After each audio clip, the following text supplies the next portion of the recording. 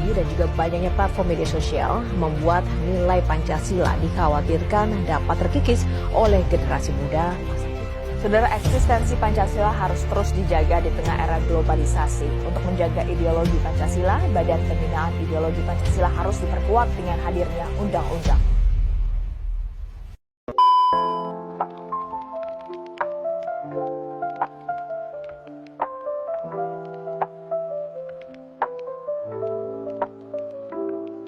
Pancasila adalah pedoman dalam kehidupan berbangsa, bernegara, dan bermasyarakat di Indonesia.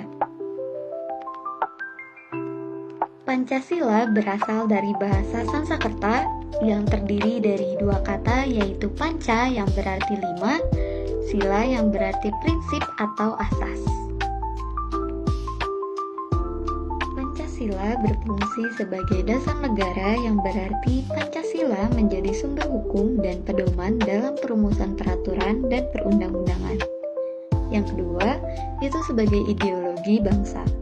Pancasila bersifat dinamis, memungkinkan penyesuaian dengan perkembangan zaman tanpa kehilangan esensinya sendiri sebagai pandangan negara. Pancasila sendiri pertama kali dicetuskan oleh Bapak Insinyur Soekarno dalam sidang Badan Penyelidik Usaha-Usaha Persiapan Kemerdekaan Indonesia atau BPUPKI pada 1 Juni 1945. Setelah beberapa kali diskusi dan penyesuaian, Pancasila akhirnya diresmikan sebagai dasar negara pada tanggal 18 Agustus 1945. Sila pada poin yang pertama yang berbunyi ketuhanan yang Maha Esa, yang berarti bangsa Indonesia mengakui, menghormati, dan menghargai keragaman agama dan keyakinan setiap individunya. Negara menjamin kebebasan beragama, setiap individu berhak mempraktikkan agamanya tanpa adanya paksaan. Poin yang kedua berbunyi kemanusiaan yang adil dan beradab. Bangsa Indonesia menjunjung tinggi nilai-nilai kemanusiaan dengan memperlakukan setiap manusia secara adil dan beradab, tanpa membedakan latar belakang agama, ras, ataupun golongan. Poin yang ketiga berbunyi Persatuan Indonesia. Pancasila menegaskan pentingnya persatuan dan kesatuan bangsa di tengah keragaman budaya, suku, bahasa, dan agama di Indonesia. Poin keempat Pancasila berbunyi, kerakyatan yang dipimpin oleh hikmat, kebijaksanaan dalam permusyawaratan perwakilan. Sila ini menekankan pentingnya demokrasi dengan cara musyawarah dan mufakat, serta melibatkan perwakilan rakyat dalam pengambilan keputusan.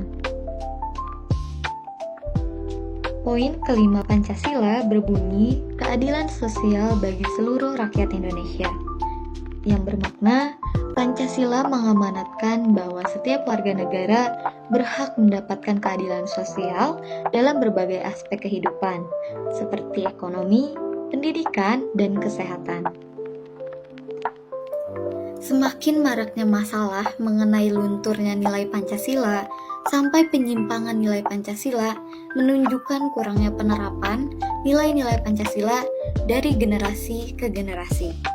Saya harap dengan adanya video ini dapat meningkatkan kesadaran dan menanamkan kembali jiwa nasionalisme pada setiap individu. Dampak globalisasi terhadap budaya Indonesia.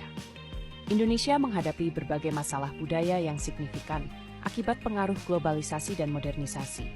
Kurangnya regenerasi dan minat generasi muda untuk mempelajari dan melestarikan budaya lokal, masuknya budaya asing yang menggeser budaya asli, misalnya tingginya minat terhadap budaya Korea dibandingkan budaya tradisional seperti wayang. Beberapa upaya dilakukan untuk melestarikan budaya Indonesia di era globalisasi seperti inovasi dalam pengembangan budaya, misalnya menggabungkan seni tradisional dengan gaya modern agar lebih menarik bagi generasi muda. Media juga berperan dalam membentuk dan mempertahankan budaya melalui program edukatif. Program kontes KDI 2024 mempresentasikan budaya dangdut yang dimodifikasi menjadi produk budaya bernilai ekonomi yang menunjukkan dinamika budaya dan ekonomi di media massa. Ingat, budaya kita adalah identitas kita. Teori globalisasi menjelaskan bagaimana dunia semakin terhubung melalui berbagai aspek seperti ekonomi, politik, sosial, budaya, dan teknologi. Globalisasi adalah proses di mana hubungan dan ketergantungan antara negara serta masyarakat meningkat, ditandai dengan pertukaran barang, jasa, informasi, dan budaya secara lebih luas dan cepat. Perkembangan teknologi informasi dan komunikasi, seperti internet dan media sosial, menjadi faktor utama yang mempercepat globalisasi. Selain itu, kemajuan transportasi, liberalisasi perdagangan, dan ekspansi perusahaan multinasional juga berperan besar dalam memperluas jangkauan globalisasi ke berbagai belahan dunia. Dalam teori globalisasi, terdapat beberapa pandangan yang menjelaskan dampak dari proses ini. Teori modernisasi berpendapat bahwa globalisasi membawa kemajuan dengan menyebarkan inovasi dan perkembangan ekonomi ke seluruh dunia.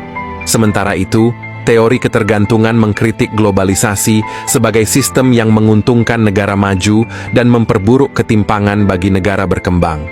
Immanuel Wallerstein dalam teori sistem dunia membagi dunia ke dalam 3 kategori: negara inti yang mengendalikan ekonomi global, negara semi-periferi yang berperan sebagai perantara, dan negara periferi yang bergantung pada ekspor bahan mentah dan tenaga kerja murah. Dampak globalisasi dapat dirasakan dalam berbagai aspek kehidupan. Dalam bidang ekonomi, globalisasi menciptakan peluang perdagangan bebas, tetapi juga meningkatkan persaingan dan ketimpangan ekonomi. Dari sisi budaya, globalisasi memungkinkan pertukaran budaya antar negara, tetapi juga menimbulkan kekhawatiran akan hilangnya identitas budaya lokal. Di bidang politik, globalisasi mempercepat kerja sama internasional, tetapi juga dapat menimbulkan ketergantungan terhadap negara lain. Secara keseluruhan, globalisasi telah mengubah cara manusia hidup dan berinteraksi. Meskipun memberikan banyak manfaat, globalisasi juga menghadirkan tantangan yang harus diatasi, seperti kesenjangan ekonomi, eksploitasi tenaga kerja, serta pengaruh budaya asing yang dapat menggeser tradisi lokal. Oleh karena itu, pemahaman yang kritis terhadap globalisasi sangat penting agar dampaknya dapat dikelola dengan lebih baik demi kesejahteraan bersama.